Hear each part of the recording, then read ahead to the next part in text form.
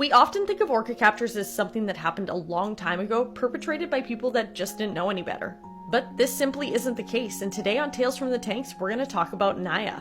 In July of 2014, Naya, like so many before her, would be ripped away from her mother, likely before her first birthday. She would go to a holding facility in Russia and then be transferred to the infamous whale jail.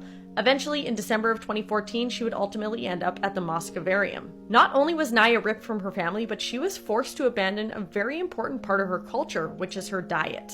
You see, Naya is a Russian transient, which means that her diet consists of marine mammals and not fish.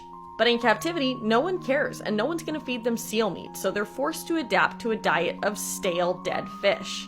At the Moskvarium, Naya would meet two older orca, a 7-year-old male named Nord and a 9-year-old female named Narnia. And while they were all Russian transients, the artificial pairing of these animals would cause tension between the three. However, it seems like the older female, Narnia, would eventually grow fond of little Naya and take on more of a big sister role to her. But there was some growing pains for the Moskvarium. In 2015, a trainer narrowly escaped with his life when he slipped into the orca tank. The whales were clearly excited about this and tried slapping him, but he did make it out of the tank unharmed.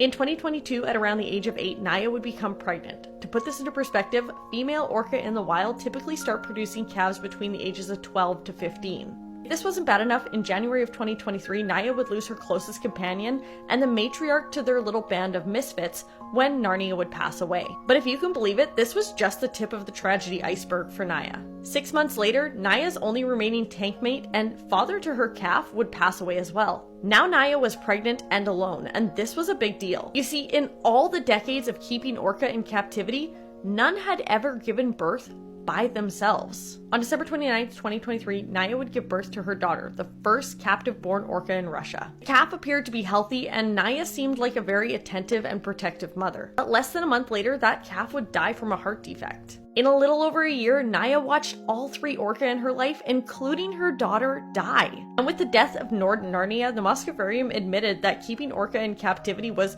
fundamentally unworkable. Despite this, for the last year and a half, Naya has remained in her indoor prison completely isolated from her own species. And Naya is one of only 2 captive orca in the entire world that lives without companionship from another orca.